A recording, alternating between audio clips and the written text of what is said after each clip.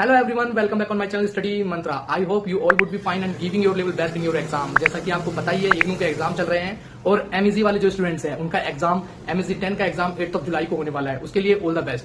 So guys, आप सभी लोग मेरी वीडियो का जो इंतजार कर रहे होंगे, मेरी क्लास का जो इंतजार कर रहे होंगे कि सर के जो है नोट्स मिल जाएं और जिससे कि हमारा जो है कुछ भला हो जाए. सो गाइस, जी हाँ, मैं आपकी पूरी जो है हेल्प करूंगा, पूरी हेल्प करने की कोशिश करूंगा. समय नहीं होता है और जो है नोट्स को जो है टाइप करने में जो है समय जो है लग जाता है, जिस वजह से जो है देरी हो जाती है. लेकिन हाँ, ये नोट्स आपकी जो है बहुत हेल्प करने वाले हैं. आपको part by part in notes को जो है कवर करना है, देखना है. इसमें हम टोटल 9 क्वेश्चन जो है कवर करेंगे, जो आपके लिए बहुत ज्यादा जो है यूजफुल होंगे, हेल्पफुल होंगे और आप इससे कुछ ना कुछ जो है सीखेंगे. ठीक है, ये जो क्वेश्चन है ना, ये मोस्ट एक्सपेक्टेड क्वेश्चन है जो आपके एग्जाम में आएंगे. हमने 2 इयर्स के PYQ को जो है कवर किया है और 2 इयर्स के PYQ में हमारे पास लगभग एक सब्जेक्ट के जो है 4 पेपर हो जाते हैं. और ऐसा नहीं है, ये क्वेश्चन जो है 2017, 18, 19, 20 उसमें भी जो रिपीट हुए हैं उसके अकॉर्डिंग है. हम इसे जो है एग्जाम ओरिएंटेड बेस हमने जो है इसको तैयार किया है.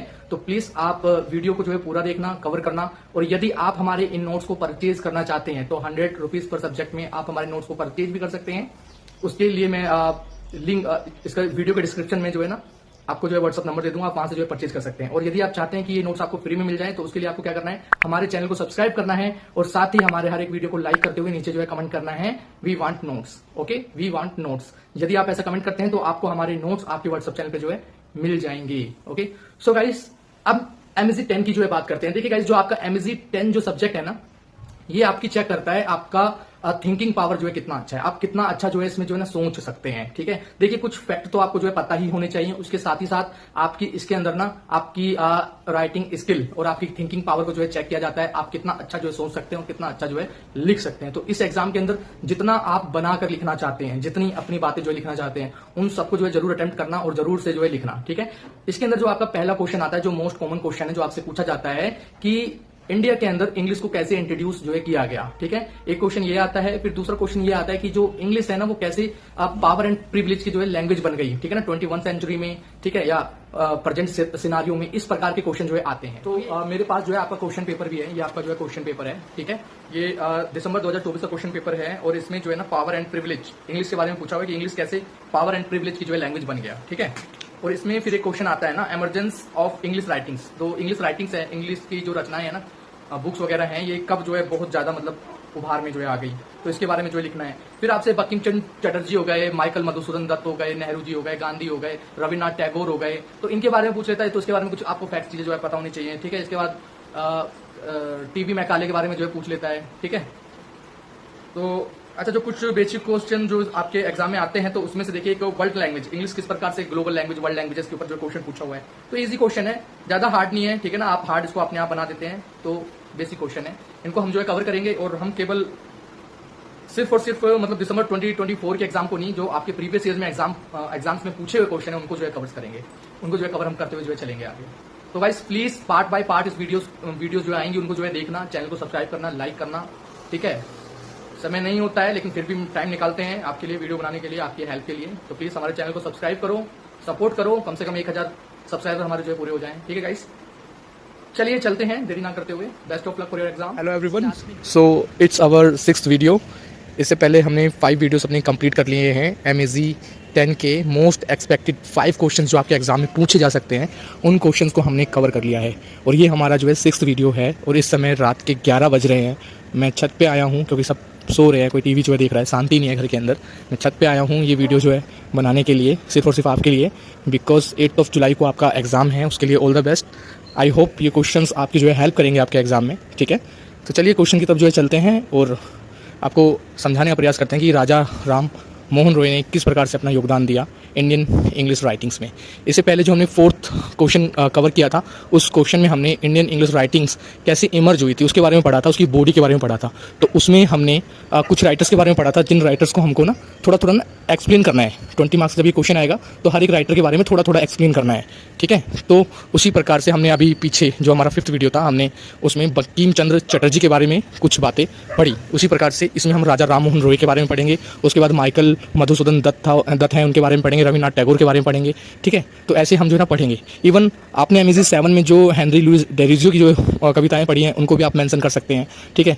आपने राजा राव के बारे में पढ़ा है, उसको भी आप मेंशन कर सकते हैं। तोरू दत्त के बारे में पढ़ा है, उनको भी मेंशन कर सकते हैं। मतलब जितने भी आपके सिलेबस में राइटर्स दिए हुए हैं ना, तो यदि क्वेश्चन इंडियन इंग्लिश राइटिंग्स के ऊपर आता है तो आप उन सबको जो है लिख सकते हैं, ठीक है। अभी तक आपने जो भी पढ़ा है ना, वो सबका सब इस एग्ज़ाम में आप लिख सकते हैं। तो MEG 10 एक ऐसा जो है एग्ज़ाम है आपका, जिसमें आपको अपनी राइटिंग स्किल और अपनी थिंकिंग पावर का जो है ना यूज़ करना है। आपके बहुत अच्छे मार्क्स आएंगे इस एग्ज़ाम के अंदर, ठीक है ना।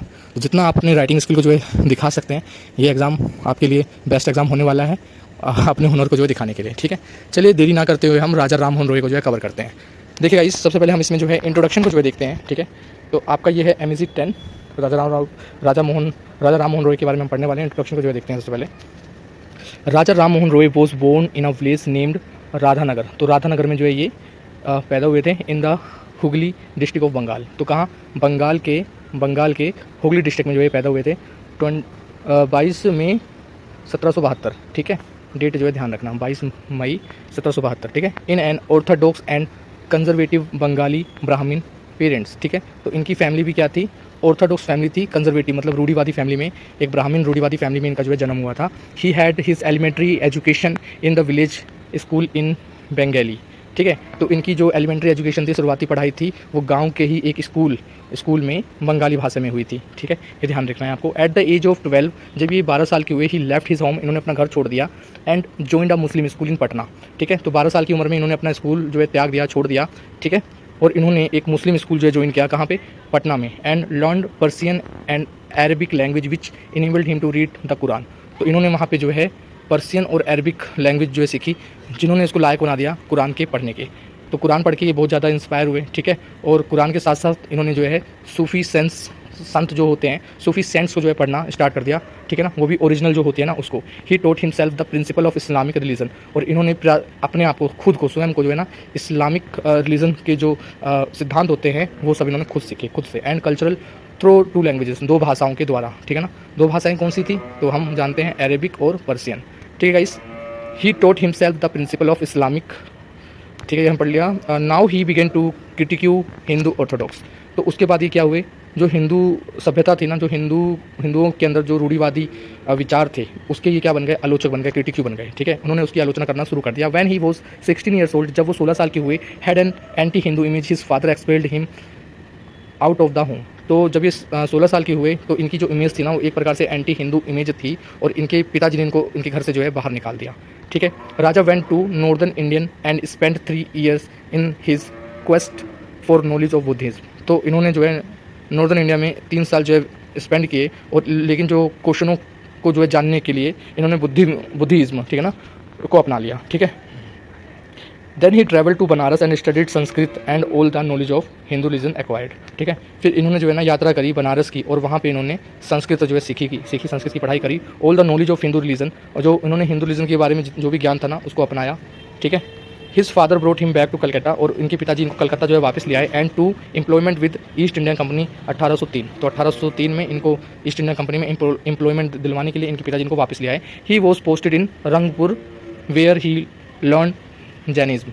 तो ये जो है इनकी पोस्टिंग कहाँ हुई? रंगपुर में जो हुई, रंगपुरा कर लेना इसको, रंगपुरा में इनकी पोस्टिंग हुई, जहाँ पे इन्होंने क्या सीखा? जैनिज्म के बारे में इन्होंने सीखा, जाना, ठीक है गाइस। तो आपको जो है ध्यान रखना है कि एक ब्राह्मण ऑर्थोडॉक्स फैमिली में जो है पैदा हुए थे। इनकी फैमिली जो है ना कंजर्वेटिव टाइप की थी, ठीक है। और इनकी शुरुआती पढ़ाई जो है 2 भाषाओं में, बंगाली भाषा में हुई थी, और 12 साल की उम्र में इन्होंने एक मुस्लिम स्कूल जो है ज्वाइन किया, ठीक है, पटना में। और वहाँ पे इन्होंने 2 भाषाओं में, पर्शियन और अरबिक भाषा को जो है सीखा, ठीक है। और उसके बाद ये जो है लायक हो गए किस लिए? सूफ़ी और जो कुरान और सूफ़ी सेंट्स जो होते हैं इनको ओरिजिनल भाषा में पढ़ने के। इस्लामिक प्रिंसिपल इन्होंने अपने आप ही जो है सीखे, क्योंकि ये एक मुस्लिम स्कूल में पढ़ते थे, तो इस्लामिक प्रिंसिपल, इस्लामिक सिद्धांतों के बारे में उन्होंने अपने आप जाना, और उनको जानने के बाद ये हिंदू धर्म के एकदम से जो है खिलाफ हो गए, ठीक है। और इनकी इमेज जो है एंटी हिंदू जो है बन गई। ये हिंदू धर्म के अंदर जो रूढ़िवादिता थी उसके एकदम जो है ना खिलाफ थे, ठीक है। फिर बाद में, हालांकि ये अच्छी बात थी कि इन्होंने बाद में हिंदू मतलब कहाँ गए? बनारस गए, और वहाँ पे इन्होंने संस्कृत पढ़ी, और संस्कृत में पढ़ने के बाद हिंदू धर्म की जो है नॉलेज को जो है गेन किया, ठीक है।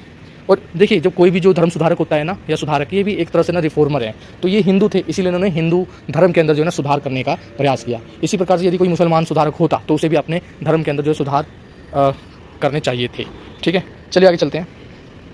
तो देखिए गाइस, मैंने बताया कि कौन थे ये, एक प्रकार से रिफॉर्मर थे। He was a leader of Indian Renaissance. तो ये क्या थे, भारतीय पुनर्जागरण के एक प्रकार से नेता थे। A period of social, religion and education reform. तो ये एक प्रकार का समय था जहाँ पे सामाजिक, धार्मिक और एजुकेशन रिफॉर्म की जो है ज़रूरत है। He was a strong opponent of the caste system. तो ये एकदम स्ट्रॉन्ग अपोनेंट थे, विरोधी थे जातिवाद के। And fort against child marriage. और इन्होंने जो है चाइल्ड मैरिज के खिलाफ जो है लड़े, सती प्रथा के खिलाफ लड़े। एंड पोलीगैमी, मतलब एक से अधिक जो वाइफ्स रखते हैं उसके खिलाफ जो है लड़े, एकदम उनके खिलाफ थे। और ये एक पर्दा प्रथा के खिलाफ थे। He also believed that women should have the right to own property. और ये इनका ये भी मानना था कि एक जो महिला होती है ना, उसका खुद का अधिकार होता है इस पे, प्रॉपर्टी पे, उसका खुद का अधिकार होता है। तो ये बातें आपको जो है ध्यान रखनी है कि वो चाइल्ड मैरिज एक्ट के खिलाफ थे, सती प्रथा के खिलाफ थे, पोलीगैमी के खिलाफ थे और पर्दा सिस्टम के खिलाफ थे। ठीक है, ये बातें ध्यान रखनी है आपको। और राइट टू ओन प्रॉपर्टी, ये जो है बिलीव करते थे। अब ये क्या थे, ये एक एजुकेटर भी थे। ठीक है, इस पर भी जो ध्यान देना है आपको। He set up the Vedanta college to promote Hindu monotheism and subjects like mathematics, geography and Latin. तो इन्होंने हिंदुओं के लिए एक प्रकार से वेदांता कॉलेज की स्थापना करी। ठीक है, और वहाँ पे वो हिंदू मोनोथीज्म और जो सब्जेक्ट्स हैं जैसे कि मैथमेटिक्स हो गया, जियोग्राफी हो गया, लैटिन हो गया, इन सबको जो है पढ़ाया जाता था। He also established many schools that introduce modern education to India. और इन्होंने ऐसे भी स्कूलों की स्थापना करी जहाँ पे मॉडर्न एजुकेशन जो है दी जाती थी। ठीक है, तो ध्यान देनी है इन बातों पे। आगे देखिए यहाँ पे, he wanted upliftment of his countryman. तो ये अपने देश के लोगों को ना एक प्रकार से उनका उत्थान करना चाहते थे, उनको उनमें जो है सुधार करना चाहते थे। He wanted them to come out of the backwardness. वो चाहते थे कि जो भारतीय लोग हैं ना, वो पिछड़ेपन से बाहर निकले। To make them of happenings in the world. और वो जो है क्या हो रहा है ना दुनिया में, समाज में, उस चीज़ को जो है जाने समझे। To make them strong enough mentally to get them free from the evil traditions. और वो चाहते थे कि वो मेंटली जो है ना फिट हों और उनको जो है ना जो मतलब हमारे जो परंपरा के अंदर जो बुराइयाँ हैं, ईविल परंपरा हैं, हमारी बुरी परंपराएं हैं, ठीक है ना, समाज के अंदर, उन सभी से जो है उनको छुटकारा जो है दिला पाएँ। As well as from Britishers. ठीक है ना, और ब्रिटिशर्स जो अंग्रेज हैं उनसे भी। As a step he wrote a letter to Lord Amherst in order to protest against the ruling regime decision to open Sanskrit college in Calcutta. ठीक है, तो इन्होंने एक लेटर भी लिखा था लॉर्ड आमहर्स्ट को। ठीक है, in order to protest against the ruling regime, किसके खिलाफ, जो रूलिंग रिजीम थी उसके खिलाफ। Decision to open Sanskrit college in Calcutta. ठीक है, जो कलकत्ता में संस्कृत कॉलेज ओपन करने वाले थे। ठीक है, तो इस चीज़ के वो खिलाफ थे। According to him Sanskrit was a boring subject. ठीक है, एक तरह से जो है ये मानते थे कि संस्कृत जो है एक बोरिंग सब्जेक्ट है। ठीक है, the subject use to spend the best years of their lives learning to speak. ठीक है, मतलब संस्कृत यार एक ऐसी जो है भाषा थी जिसमें बच्चे अपना जो है ना आधी ज़िंदगी व्यतीत कर दिया करते थे। ठीक है, स्पीक एंड राइट, मतलब बोलने में और लिखने में, क्या कैसी करेक्ट संस्कृत। ठीक है, it was very difficult to learn and understand Sanskrit grammar. बड़ा मुश्किल होता था संस्कृत ग्रामर को जो है सीखना, समझना। ठीक है, संस्कृत ग्रामर को। तो फिर क्या हुआ, its difficult words and sentences use to make the reader bore and tiresome. तो ये क्या करती थी, जो सीखने वाले होते थे ना, तो उनको ये एकदम मतलब थका देती थी, बोर कर देती थी। And it was time consuming. Sanskrit सीखने में ना काफ़ी जो है समय लगता था। It was wastage of time and was not means for conveying something useful. तो इनको ऐसा लगता था, ये देखो, ये जो हमारे राजा राम मोहन रॉय हैं, ये इनकी जो है थिंकिंग है, ये इनके जो है विचार हैं कि इनको संस्कृत सीखना जो है क्या लगता था, वेस्ट ऑफ टाइम लगता था, वेस्टेज ऑफ टाइम लगता था। And means to conveying the something useful, मतलब इनका मानना था कि जो संस्कृत लैंग्वेज है वो किसी भी प्रकार का अच्छा चीज़ जो है कन्वे नहीं करती है। ठीक है, अब देखिए आगे राइटर। यहाँ पे देखिए, अब हम बात करते हैं यहाँ पे एज अ राइटर इन्होंने क्या किया। इधर देखिए, Roy always supported European science and arts, which beneficial to every Indians for overall growth. European art and science were the medium of their progress. तो इन्होंने यूरोप की जो साइंस थी, ठीक है, उसका जो है ना खुलकर जो समर्थन किया और उन्होंने बताया कि वो इंडियंस के लिए भी जो जरूरी है। European art and science were the medium of their progress. ठीक है, Raja Ram Mohan Roy always gave importance to English studies. English studies को उन्होंने इंपॉर्टेंस दिया। The English writings of Raja Ram Mohan Roy was an evolution in English. तो जो इंग्लिश राइटिंग्स थी, इंग्लिश की जो रचनाएं थी ना राजा राम मोहन राय के द्वारा की गई, ठीक है, वो एक तरह से ना क्रांतिकारी रचनाएं थी, एवोल्यूशन। ठीक है, reflects confidence and fluency in the language. He translated his own major writings of Bengali into English. इन्होंने खुद, देखो ये बंगाली समाज में जो है पैदा हुए थे, बंगाली फैमिली में जो है पैदा हुए थे, बंगाली में इन्होंने कई रचनाएं लिखी थी और इन्होंने उसको इंग्लिश में जो है ना ट्रांसलेट किया। ठीक है, ही ट्रांसलेटेड वेदास, इन्होंने वेदास को जो है ना ट्रांसलेट किया। ठीक है, ही रोट गुड़िया व्याकरणा। तो इन्होंने गुड़िया व्याकरणा लिखी, बंगाली भाषा की सबसे शुद्ध जो है व्याकरण है Gaudiya Vyakarana. The first complete Bengali grammar book. He was the first Indian to use English to express his view on social, political and religious issues. तो ये पहले ऐसे भारतीय थे जिन्होंने सामाजिक, राजनीतिक और धार्मिक मुद्दों पर अपने जो विचारों को ना इंग्लिश भाषा में जो है एक्सप्रेस किया। ठीक है गाइस, तो गाइस ये आपका राजा राम मोहन रॉय था और इसी के साथ ये वीडियो आपका जो है ना कंप्लीट हो जाता है और हम नेक्स्ट वीडियो में जो है कवर करेंगे नेक्स्ट टॉपिक को। ठीक है गाइस। आई होप आपको ये वीडियो हमारा पसंद आएगा, ये क्लास हमारी पसंद आएगी। यदि आपको हमारी क्लास पसंद आई है तो प्लीज़ हमारे चैनल को सब्सक्राइब कर लीजिए, बेल आइकन को प्रेस कर दीजिए। ठीक है, मिलते हैं नेक्स्ट वीडियो में। Good night.